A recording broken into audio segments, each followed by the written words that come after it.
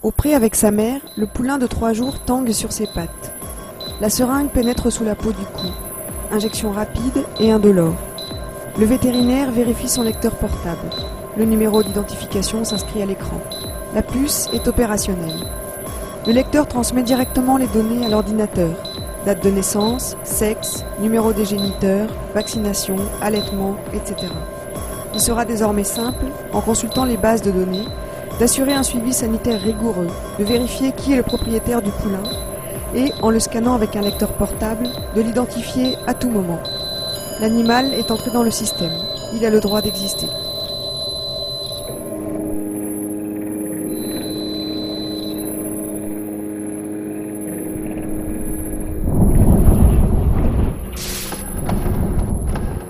Amis citadins, vous ignorez sans doute ce que les agriculteurs, éleveurs et ruraux savent déjà. Les RFID envahissent nos vies pour les contrôler. Non seulement en transformant les animaux en machines communicantes, mais en implantant dans chaque chose, chaque être, un mini mouchard électronique. Mais pas de panique. Vous n'avez rien à vous reprocher.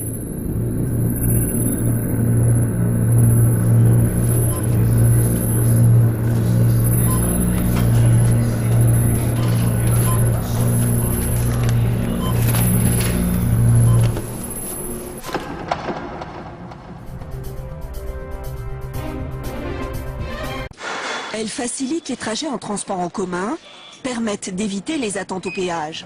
Implantées à même la peau pour tracer les chevaux de course ou dans un bracelet, pour veiller à la sécurité des nouveau-nés, les puces électroniques envahissent notre quotidien. Radio Frequency Identification, donc identification par radiofréquence. Un tag RFID est constitué de 2 éléments, une puce et une antenne. Ces 2 éléments vont être connectés ensemble et c'est ce qu'on va appeler l'étiquette électronique ou le tag RFID. À partir de là, on va avoir un système émetteur ou récepteur, qui va s'appeler la station de lecture, qui va permettre de communiquer avec cette étiquette. Et on aura à ce moment-là un transfert d'informations qui va se faire entre l'étiquette RFID et la station de lecture.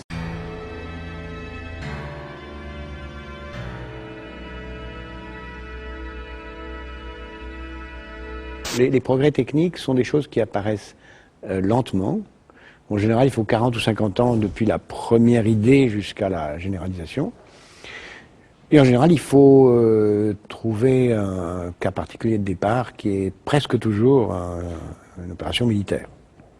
Dans ce cas-là, on ne manque pas à cette généralité. La RFID que vous avez parfaitement décrite comme étant une façon de reconnaître à distance un objet ou de l'identifier sans avoir lui demandé de sortir sa carte d'identité. Pour un objet, c'est rare qu'il ait une carte d'identité sur lui.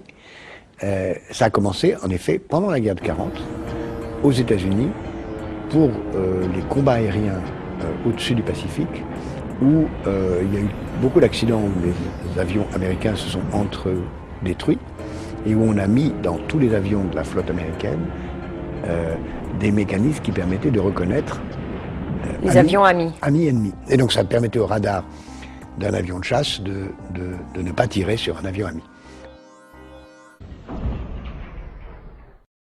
This paratrooper carries a radio beacon hooked onto his belt. It's the ground section of what's called the Rebecca Eureka system. His part is Eureka. This receiver transmitter has 5 separate receiver and 5 separate transmitter frequencies. Without going into technicalities, here's generally how it operates. Our planes are looking for the dropping targets for the paratroopers. They carry the Rebecca airborne interrogators, which pick up Eureka's beacon and come in on it. Eureka gives them azimuth and range indication.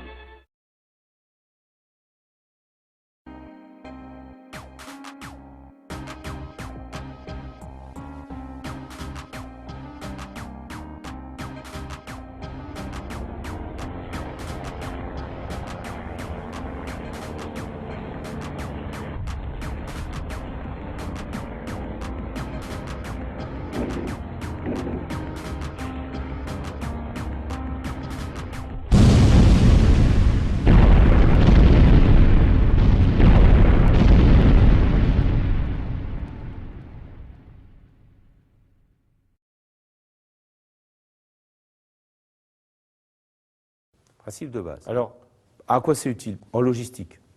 En logistique, vous mettez un RFID sur chaque boîte de conserve et vous pouvez savoir quel est l'usage, où est-ce qu'elles sont, chaque palette, où est-ce qu'elle est dans les déplacements.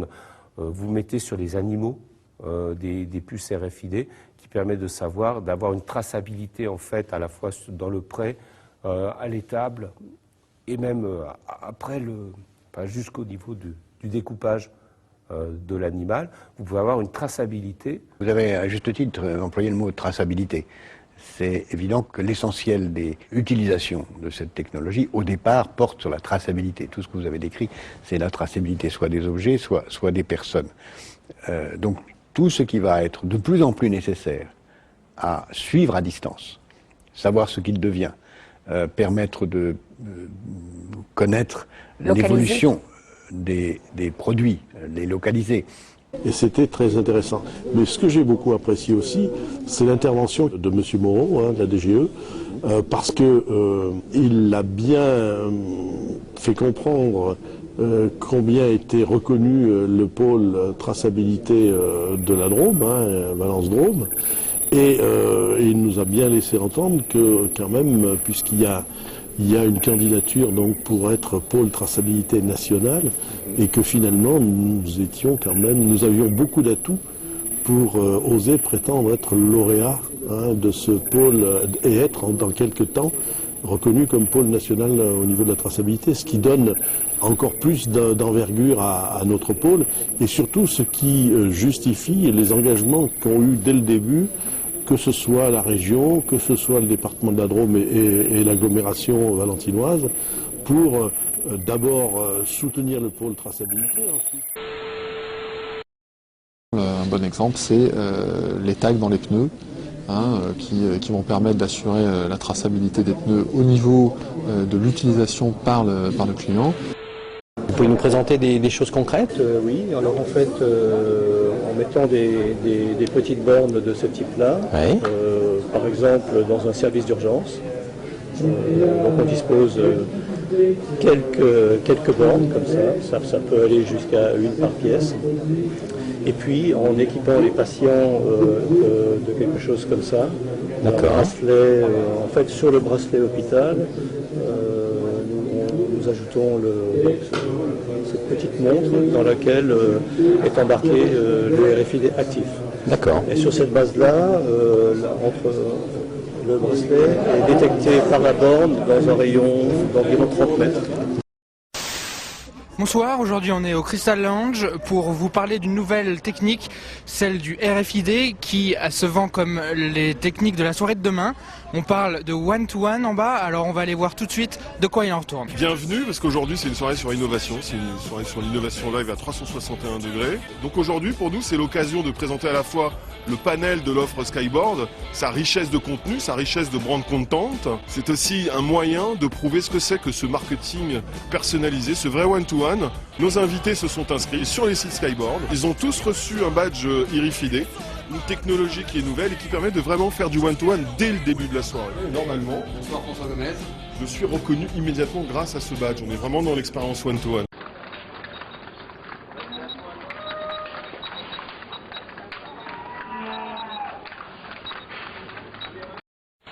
Navigo, ça a été un formidable outil pour la RATP pour améliorer son service. Et la CNIL a donné un avis assez serré de manière à ce que la RATP ne garde pas les informations sur nos déplacements pendant des jours et des jours. Mais il les garde pendant combien de temps? Alors, il les garde pendant 48 heures. Pendant 48 heures, on sait absolument partout où j'ai été. Olivier Desjeux, vous êtes directeur d'Ingecom et vous avez développé un produit tout à fait étonnant. On va se trouver dans la configuration d'un centre commercial et on va prendre un panel de consommateurs volontaires. Alors prenons l'exemple de cette dame qui va être munie volontairement d'un badge et qui va aller faire ses courses dans les différents magasins d'un centre commercial. Et à chaque fois que la dame passe dans le magasin, elle est repérée par le contrôleur qui transmet l'information en temps réel. Donc on saura combien de temps le consommateur volontaire aura passé dans chacun des magasins, quand il sera rentré, quand il en sera ressorti et vers quel magasin il sera allé par la suite.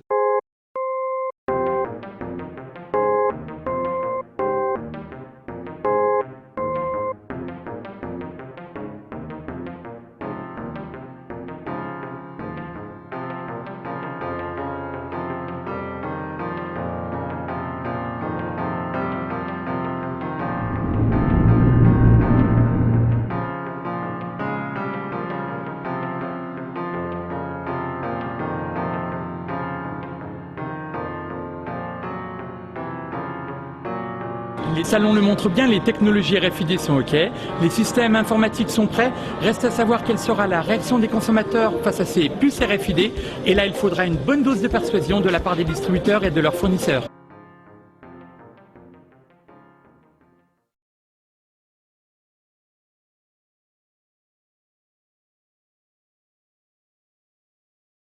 Le livre bleu, c'est une réalisation de la filière électronique. Nous nous sommes aperçus que en France, nous n'avions plus de grands programmes stratégiques. Donc nous avons voulu écrire des exemples de grands programmes stratégiques qui pourraient servir le pays et notamment les besoins des citoyens.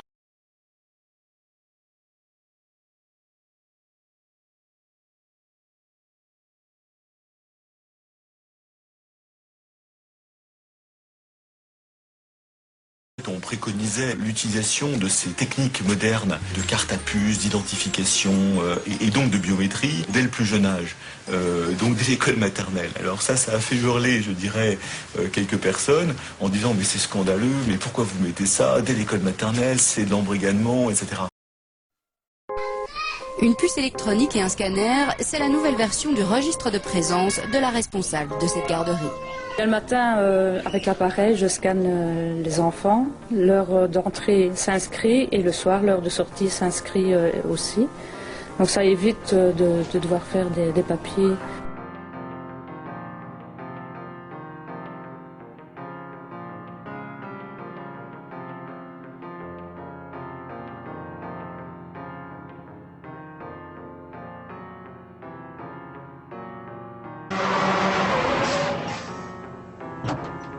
Vous pouvez m'expliquer ce que vous faites au milieu de la route? Je suis du centre d'idées.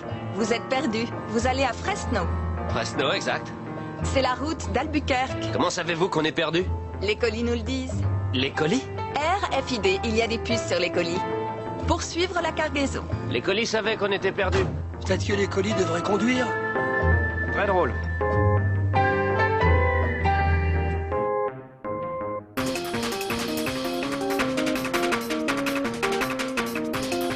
On estime que tous les jours, Walmart ou Carrefour produiraient jusqu'à 7 téraoctets de données. Donc qui sait les stocker? Qui sait les exploiter? À quoi ça peut servir? On peut aussi se poser cette question-là. Est-ce que ce n'est pas des données qui vont rentrer et sortir dans le système sans avoir aucun intérêt? D'où l'enjeu technique, qui est un enjeu proprement technique. Et vous savez, quand vous mettez un challenge technique à des ingénieurs, ils vont chercher à le résoudre. Ça va leur plaire. Ça va leur plaire, c'est leur métier d'ingénieur. Donc, indépendamment des réflexions sur l'utilité ou non, la création de ce middleware qui prend les données et qui les rend exploitables par d'autres systèmes de calcul est à l'ordre du jour. C'est un vrai challenge pour tous les ingénieurs et donc ils vont s'y accrocher très fort. Je travaille sur ce sujet. Je suis un IBMer. Notre planète est un vaste ensemble de données. Des données générées par les voitures sur le périphérique, par les patients à l'hôpital, par l'électricité du réseau. Bien analyser ces données, c'est trouver des solutions pour fluidifier le trafic de plus de 400 villes, pour déceler les maladies plus tôt et alléger de 10% la facture énergétique. Sur une planète plus intelligente, toutes les données sont visibles et nous pouvons les interpréter pour mieux faire tourner le monde. Bâtissons une planète plus intelligente pour des données plus intelligentes.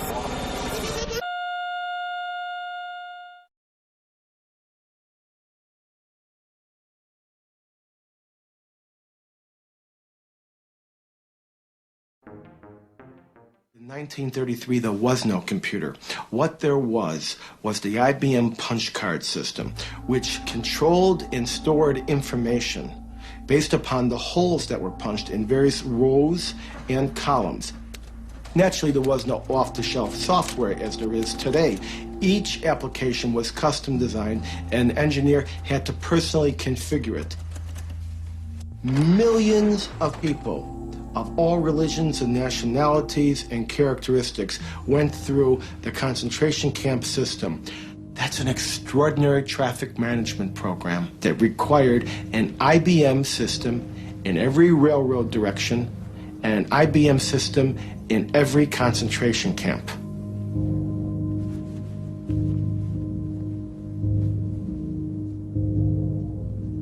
Now, this is a typical prisoner card. There are little boxes where all the information is to be punched in. We compare this information to the code sheet for concentration camps. And here you see Auschwitz is 1, Buchenwald 2, Dachau is 3. Now, what kinds of prisoners were they?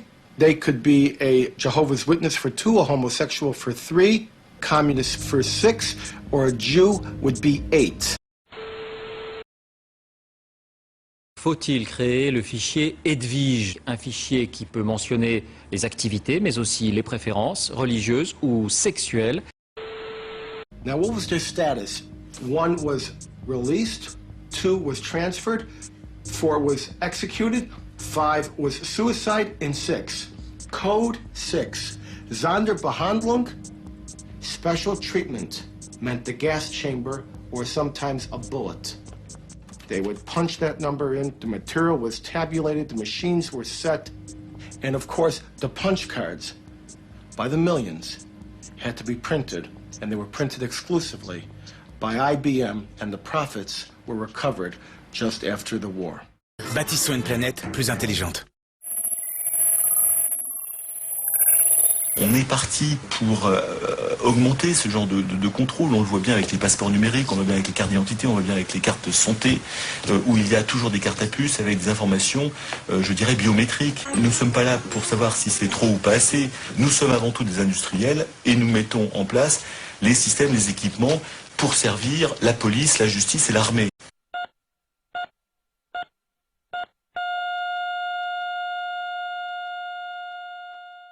In the future, every square inch of every city will be alive with intelligence. Because every street and every building will have a network of microcomputers built right into them. Dr. Chris Piester calls it smart dust. A smart dust particle or mote is a wireless sensor with sensing, computation, communication, and power in one package. These all-in-one microcomputers will be small, very small. The size of a mote today is about the size of a grain of rice. Tiny specks of computer smart dust will form a vast, invisible network that can help manage the infrastructure of even the largest city. Smart cities in the future will take this low-power, inexpensive, small technology and basically distribute it everywhere.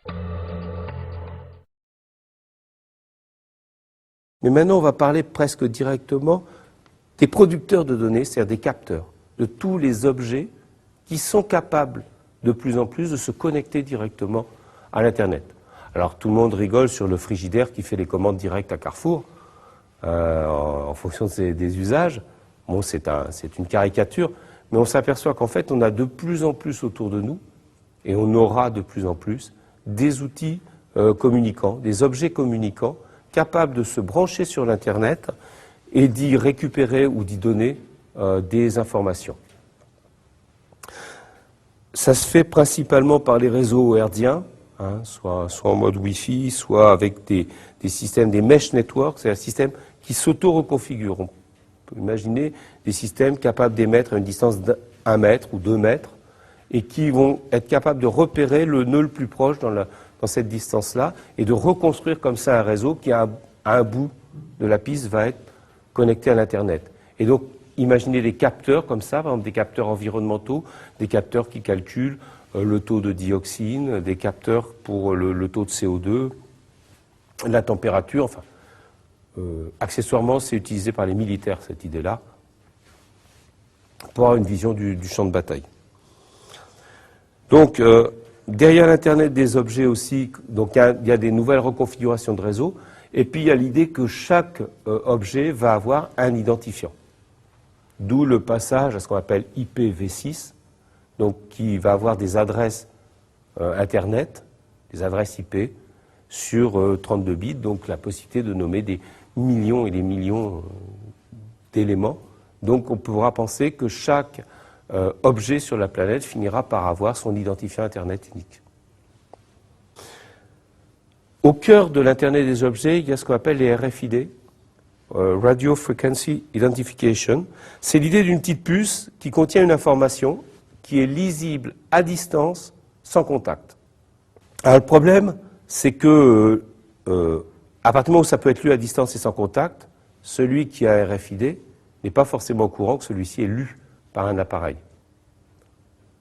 Minority Report, vous rentrez dans le magasin et comme il y a un RFID dans votre veste et que vous l'avez acheté dans ce magasin-là il y a 3 ans, la vendeuse vous dit « Bonjour monsieur le cronier, vous avez envie de changer de veste, je sens. »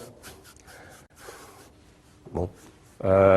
On peut imaginer toute une série donc, de modèles à la Minority Report comme ça, où nos objets nous trahiraient en permanence pour inciter donc, des systèmes d'influence, etc. Il y a aussi l'idée que l'usager ne va pas être averti du transfert de données le concernant. Alors ça, c'est un vrai problème de gouvernance, hein, c'est un problème de définir la société que nous voulons et ne pas la laisser définir par les gens qui font du code ou des objets. Il y a besoin d'y réfléchir profondément.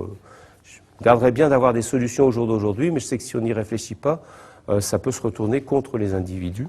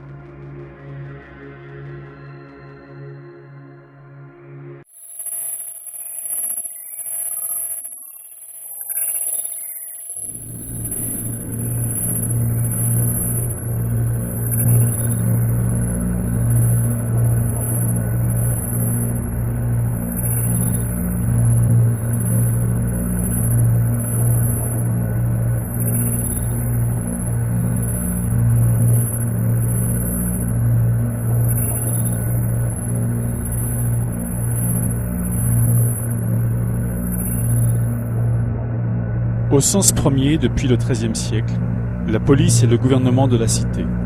Gestion et discipline. Exercice du pouvoir politique, avant de désigner l'organisation rationnelle de l'ordre public. Cette organisation culmine aujourd'hui dans les ultimes technologies duales et convergentes. L'organisation technologique de l'ordre public signifie que la gestion et la discipline de la population, l'ordre public, procèdent des mêmes moyens matériels issus de l'innovation, alias recherche et développement, R&D. La technologie n'est pas le seul front de la guerre entre pouvoir et sans pouvoir, mais le front principal. C'est-à-dire que l'accélération technologique accroît toujours plus vite les forces du pouvoir face au sans-pouvoir, et que cette inégalité croissante dans le rapport des forces se reporte aussitôt sur tous les autres fronts. Nous parlons de la guerre, ouverte ou larvée, comme de l'état ordinaire des rapports entre pouvoir et sans-pouvoir. La guerre, par force ou par ruse, est le bâton, le gouvernail au moyen duquel le pouvoir pilote et dirige le troupeau des sans-pouvoir.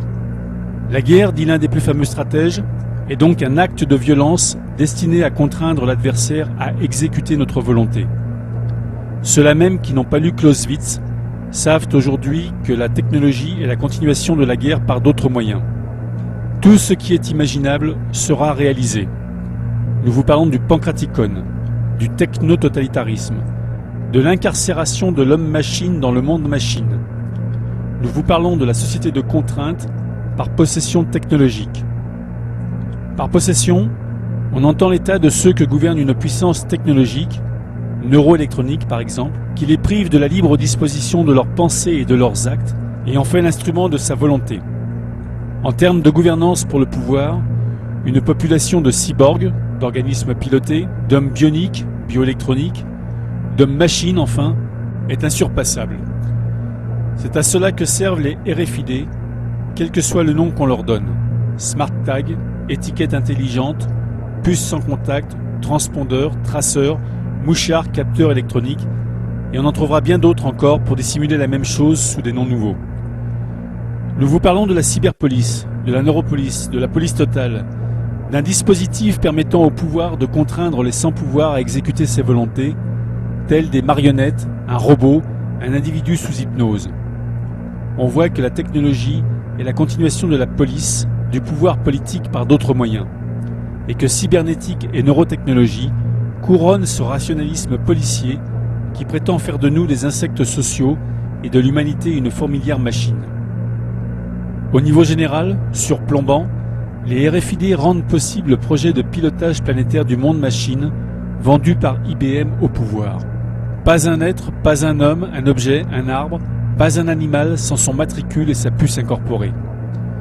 Au niveau individuel, à hauteur d'homme, les RFID et leurs implants cérébraux rendent possible le projet de pilotage d'homme-machine auquel travaille, parmi bien d'autres, le laboratoire Clinatech du CEA Minatech de Grenoble. Toutes ces choses, même confusément, vous les connaissez. Et vous les connaissez pour vrai, même si vous ne voulez pas les connaître. Est-ce le souvenir, confus aussi, des défaites au goût de cendre qui détournent vos regards? Nos aïeux ont résisté des siècles et décennies à l'imposition d'un titre d'identité unique. Ce n'est qu'à l'automne 1940, sous la botte de la Révolution nationale et de l'occupation nazie, qu'ils ont dû accepter la carte d'identité obligatoire et le numéro d'inscription au répertoire. Celui-là même que vous nommez aujourd'hui votre numéro de sécurité sociale et que vous porterez quelques jours dans votre puce incorporée. Vous en savez déjà suffisamment, nous aussi. Ce ne sont pas les informations qui nous font défaut. Ce qui nous manque, c'est le courage d'admettre ce qui nous arrive et de nous y opposer radicalement, c'est-à-dire jusqu'à l'abolition de tout moyen d'identification des individus par le pouvoir. C'est au moyen de cette opposition que nous consacrerons maintenant notre discussion.